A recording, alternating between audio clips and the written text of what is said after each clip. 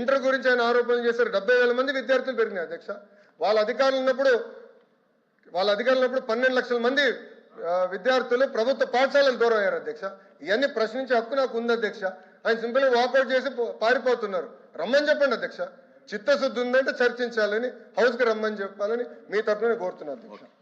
Question number 14257 Mangalapudi అనితి గారు, home minister. అధ్యక్ష, మొదటి ప్రశ్నకి సమాధానం అవునండి. రాష్ట్రంలో పెరుగుతున్న సైబర్ నేరాలను అరికట్టడానికి ప్రభుత్వం ఒక సమగ్ర బహుముఖ వ్యూహాన్ని అమలు చేస్తున్నది.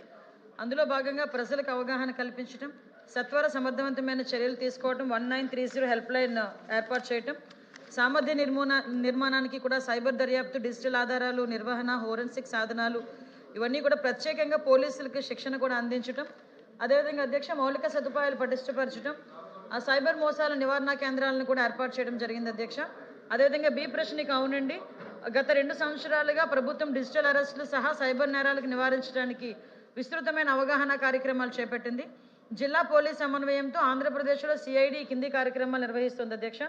ఎక్కువగా ఈ డిజిటల్ అరెస్టులలో టార్గెటెడ్గా సీనియర్ సిటిజన్స్ని, రిటైర్డ్ ఎంప్లాయీస్ని వీళ్ళందరినీ కూడా ఎక్కువగా టార్గెట్ చేస్తున్నారు, విద్యార్థుల్ని కూడా.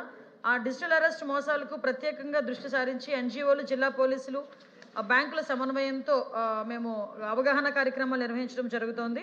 అదేవిధంగా 2025ని కూడా అక్టోబర్ 25లో సైబర్ భద్రత అవగాహన నెలగా పాటించడం, అనేకమైన అవగాహన కార్యక్రమాలు నిర్వహించడం జరుగుతుంది అధ్యక్ష. మూడో ప్రశ్నకి అవునండి, అవగాహన కార్యక్రమాలు మరియు నివారణ చర్యలు సిఐడి ప్రాంతీయ కార్యాలయాలతో అన్ని 26 జిల్లాల్లో మొత్తం 1596 అవగాహన కార్యక్రమాలు కూడా నిర్వహించడం అయింది.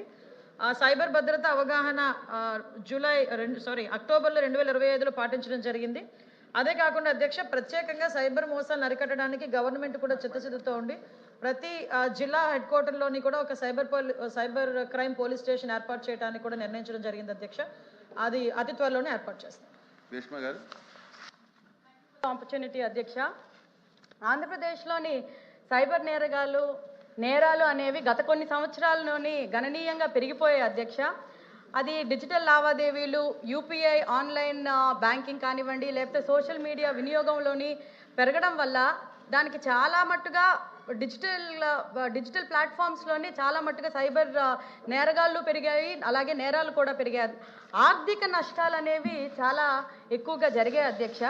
అయితే దీంట్లోని మంత్రి గారు చాలా డీటెయిల్గా చెప్పారు. అయితే కొన్ని సమస్యలు ఇంకా ఉన్నాయి అధ్యక్ష. లాస్ట్ ఫ్యూ ఇయర్స్లోని ఈ నేరాలు ఎన్ని జరిగాయి, ఒక ఎంత అమౌంట్ అంటూ పోయింది.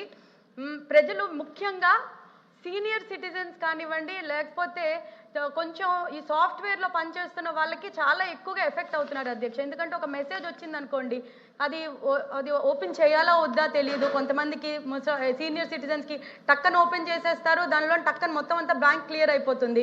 అలాగే ఆన్లైన్ షాపింగ్ చేయడానికి కొంతమంది ఆన్లైన్ షాపింగ్ అనుకోని అది పేమెంట్ లింక్ అనుకుంటున్నారు, కానీ అది పేమెంట్ కాదు, మొత్తం అకౌంట్లోని అమౌంట్ అంతా పోతా ఉంది. మెయిన్ థింగ్ ఏంటంటే అధ్యక్ష, మనం ఫోన్కి ఎంత అలవాటు అయ్యామో, డిజిటల్గా మనం ట్రాన్సాక్షన్స్కి అలవాటు అయ్యాం, యూపీఐ ట్రాన్సాక్షన్స్కి అన్నిటికీ అలవాటు అయ్యాం. ఇలాంటి పరిస్థితుల్లోని ఈజీ ఆఫ్ లివింగ్ అయితే అయ్యింది, కానీ సైబర్ నేరగాల్ని పట్టుకోవడం చాలా కష్టం అయిపోయింది అధ్యక్ష. ఇది చాలా రిస్కీ ఫ్యాక్టర్. ఎందుకంటే వాళ్ళు కొన్ని మార్ఫ్ చేసిన అకౌంట్స్ క్రియేట్ చేస్తారు, అలాగే వాళ్ళ దగ్గర నుంచి ఇంటర్నేషనల్ అకౌంట్స్ కూడా చేస్తారు. కొంచెం మనం అది ఒక్క బటన్ ప్రెస్ చేసినా పోతుంది. కొంచెం హోమ్ మినిస్టర్ గారిని ఇది ఎలాంటి చర్యలు తీసుకుంటున్నారు, ఎలాంటి చర్యలు తీసుకుంటే బాగుంటుంది. గత ప్రభుత్వం సంగతి నేను ఇంక మెన్షన్ చేయదలుచుకోలేదు అధ్యక్ష, ఎందుకంటే డబ్బులు పోయిన వాళ్ళు ఎలాగ పోయి ఎంత రికవరీ అయింది కూడా ఒకసారి మెన్షన్ చేస్తే బాగుంటుంది అధ్యక్ష. Thank you for the opportunity.